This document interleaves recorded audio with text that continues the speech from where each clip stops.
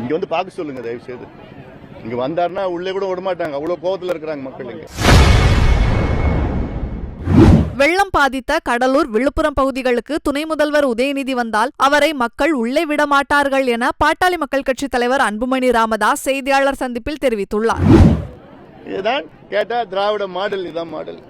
வீடு மட்டும் இல்லாம வணிகர்கள் எல்லாமே பாதிக்கப்படும். பார்த்த வழியில பாத்துருக்கேன். எல்லாம் பொருள் எவ்வளோ, எல்லாமே பொருள் இல்லை. ஆனா எல்லாத்துக்கும் காரணம் தமிழ்நாடு அரசு தான். எல்லாத்துக்கும் காரணம் இந்த சாத்தனூர் அணைய ராத்திரில யாரும் முன்னறிவிப்பு இல்லாம திடீர்னு திறந்ததுனால தான் எல்லாத்துக்கும் காரணம். திமுக அரசு மக்கள் தேவையிருந்து செயல்படுத்தணும், மக்கள் மகிழ்ச்சியில் இருக்காங்க.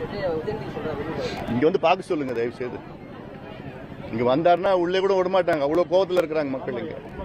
ஏன்னா குடிக்கிறது தண்ணி இல்லை, 10 நாள் ஆகியும் குடிக்கிறதுக்கு தண்ணி இல்லாம, குழந்தைகளுக்கு பால் இல்லாம, சாப்பாடு செய்ய முடியல. ஏன்னா சாப்பாடு செய்யறதுக்கு பாத்திரம் இல்ல, எதுவுமே வீடு இல்ல. அவ்வளவு கோவத்துல இருக்கிறாங்க அங்க மக்கள். இங்க மகிழ்ச்சியில இருக்கிறாங்களாமா, தெரிய போகுது மகிழ்ச்சியில. பாதிக்கப்பட்ட பகுதியில இருந்த ஒரு சில பேருக்கு ரேஷன் கார்டு இன்னொரு வேற ஒரு பகுதியில் இருக்கு, அவங்களுக்கு அந்த நிவாரண பொருள் கிடைக்கும். இந்த நேரத்துல எதுவுமே பார்க்காதீங்க தயவு செய்து. இது அங்க இருந்து வந்திருக்கிறாங்க, இங்க இருந்து வந்திருக்கிறாங்க. ஏதோ எவ்வளவு பேர் வாடகை வீட்டுல தான் இருக்கிறாங்க, அவங்க வேலைக்காக பொழப்பு தேடி வந்திருக்கிறாங்க. இல்ல உங்களது அங்கதான் இருக்குதுன்னா இல்ல, இங்க இருக்கு பாதிக்கப்பட்ட மக்கள் எல்லாருக்கும் தெரியுது, அங்க இருக்கிறாங்க தெரியுது. இப்ப இந்த நேரத்துல போயிட்டு இவங்க அவங்க அதெல்லாம் ஒண்ணு வேண்டாம். எல்லாருக்கும் உதவி செய்யுங்க, எல்லாருக்கும் கொடுங்க. இதான் மனிதாபிமானம்.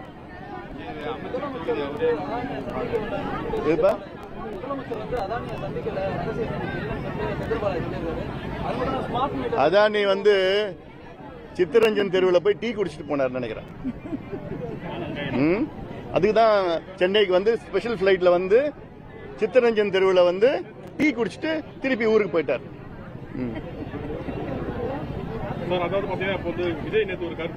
அது வேணாம்பா, இது அது அப்புறம் நான் சொன்னா அதுதான் நீங்க போடுவீங்க. அதாவதுங்க, செய்திகளை உள்ளது உள்ளபடி தெரிந்து கொள்ள ரெஃப்ளெக்ட் நியூஸை சப்ஸ்கிரைப் பண்ணுங்க.